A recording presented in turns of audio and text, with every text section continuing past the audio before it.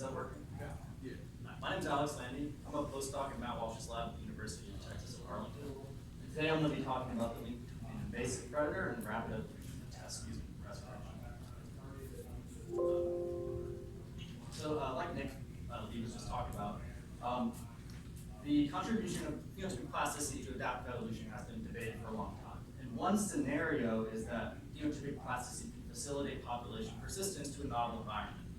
This response to the environment can eventually become genetically encoded so that the population the adaptation of the population is being kind of predicted by that plasticity, that initial plasticity.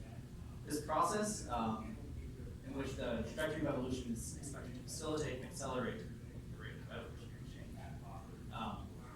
Leibus and Finney coined this hypothesis, or this process, the plasticity first hypothesis, or the plasticity-led hypothesis. And they outlined 4 testable criteria to evaluate this idea. The first is that the trait of interest needs to exhibit ancestral plasticity. And then that ancestral population will exhibit cryptic genetic variation in that plasticity. So everyone in the population may respond slightly different to the environmental stimulus. Over time, that trait of interest will evolve in response to the environmental conditions, and there will be evidence of adaptive refinement in the local trait. So these final 2 criteria here can be readily examined in things that are instances of rapid evolution. So when, for instance, an invasive predator were to go into an environment and study the rapid response in that environment. And the invasion of Bithyotrophes longimanus into the Great Lakes watershed is a great example of this. So this is the spiny water flea. It's native to Europe. It invaded the Great Lakes 30 to 40 years ago and has been working its way westward. In particular, it invaded the lakes around Madison, Wisconsin in 2009, when the population got really large. And as a result, we saw a decrease in overall Daphnia biomass and water clarity and ecosystem services in both Lake Mendota and Lake Monona, as well as Lake Wabasso and Kaganza. Those of you familiar with Madison is located right between these lakes. So there was a clear predator invasion with an influence on the Daphnia population. And Mike Gillis in the Walsh lab studied this and looked at how the Daphnia have responded to this invasion. And what he found was that Daphnia in these invaded lakes, so Lake Mendota, Lake Monona, have become larger following the invasion. So historically, they were about the same size as Daphnia from the lakes that have been subsequently invaded, and after the invasion have increased in size. And you can see this when compared to even uninvaded lakes that are nearby, they're much larger in a contemporary time scale. Now, when reared in the lab, this difference is maintained. So when reared in a non-predator or predator environment, Daphnia from nearby lakes that haven't been invaded are smaller than the ones from the invaded lakes. And the same is true in regards to reproductive output. So the Daphnia that are in these invaded lakes produce more offspring than those from the lakes that haven't been invaded yet. So this Bithyotrophes invasion provides the opportunity to assess these 2 criteria. And of course, Daphnia, being with their life histories, can also answer these other 2 criteria, where we can look at ancestral lineages because Daphnia have this asexual life cycle and the creation of these amphibia resting eggs. So those of you unfamiliar with Daphnia, they reproduce clonally, but at a certain point in their life cycle, they can produce what are called amphibia, or resting eggs, or growing eggs, that sink to the bottom of the lake, sit in the sediment, and some of those eggs won't hatch and will form a long-term egg. And what we can do is go to the sediment, collect mud, date the mud and sediment, and have Daphnia amphibia that are aged before or after the invasion. Bringing those eggs back to the lab, we can resurrect those ancient lineages and have an idea of what the ancestral lines look like, what ancestral plasticity looked like compared to the contemporary population. So with this system, with the Daphnia resurrection, and with this Bithyotrophes invasion, we can assess all 4 of these criteria laid out to test the plasticity first hypothesis. This is what we did. So the Walsh lab went out to these lakes in 2018 in the winter and took ice cores. So you can see here, they drilled down into the ice bed, through the ice, into the mud, the sediment, and collected cores of sediment. And the goal here was to take the sediment core and date the mud or the sediment at different points in time, at 1 centimeter difference in depths, to get an idea of how old the sediment is, and then resurrect the eggs from before the invasion, and then looking at eggs following the invasion.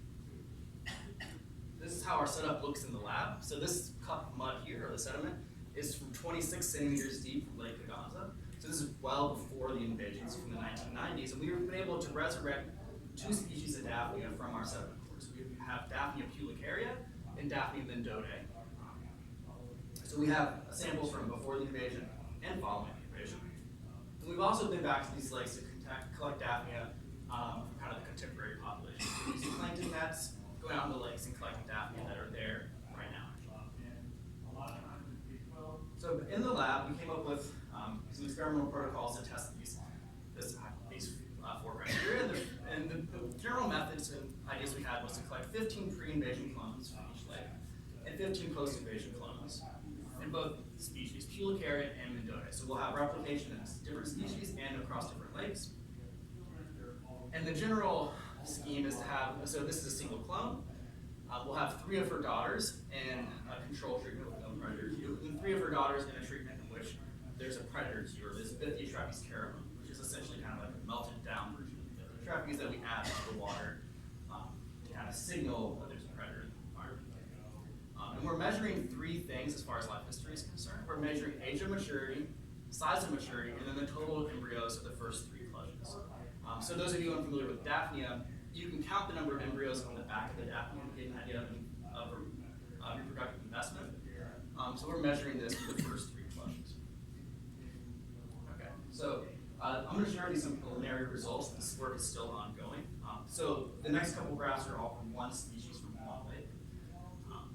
But like I said, the first criteria for testing this plasticity first hypothesis is that the trait of interest needs to be plastic. So if you took an ancestral population, had it in a predator treatment and a non-predator treatment, there would be variation. There would be an effect of the predator, and this is exactly what we found. So when reared in non-predator and predator treatment, the ancestral population it was an effective against the predator treatment. So they aged at a later age, so they hit maturity at a later age than their non-predator treatment, and they produced more offspring than the non-predator treatment. So there was a clear plasticity in these 2 traits. So that's the first criteria that we've established. The second criteria is that there's cryptic genetic variation in that phenotypic response. So do all of the individuals respond in the same way, or is there variation in that response?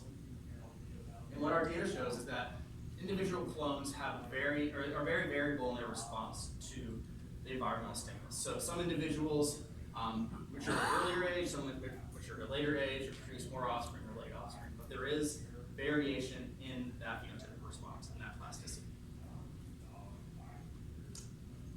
The next step, the next criteria we went out assessing is whether or not there is evidence of adaptation or evolution in response to the stimulus.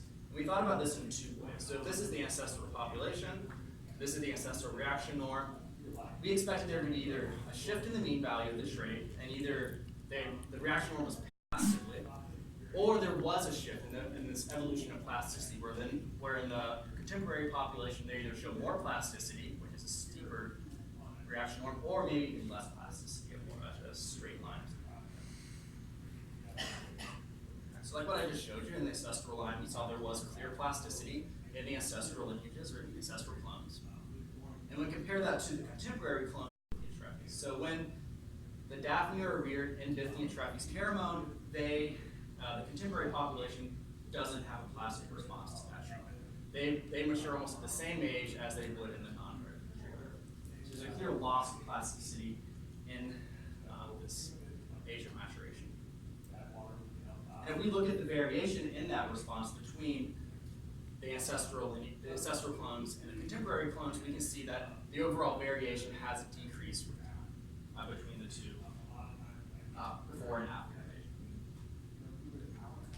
And looking at the number of embryos, somewhat like I've showed you before, there was clear plasticity in this ancestral response to the predator Q. And with the contemporary population, we saw the same trend. There's a loss of plasticity and an overall evolution of decreased reproductive output. So the individuals from the contemporary population are maturing at an earlier age in the presence of this Bithyotropes, this predator pheromone, but they're not reproducing. They're having a lower reproductive output. And when looking at the variation in the different clones, we can see that there's a decrease in the overall variation between ancestral lineages and the contemporary. So to kind of set up my talk, I talked about we wanted to address these 4 criteria. This work is still ongoing, and we haven't yet tested this final criteria, whether or not there was adaptive refinement in the focal trait. But this is something that was ongoing, we're going to continue working on. So to date, we have Daphnia mendotae clones and Daphnia picocaria clones from 3 lakes that we've successfully hatched from the egg bank. We have Lake Mendota, Monona, and Kaganza. We're going to incorporate behavioral plasticity into our experiment as well, looking at phototactic behavior and horizontal migration.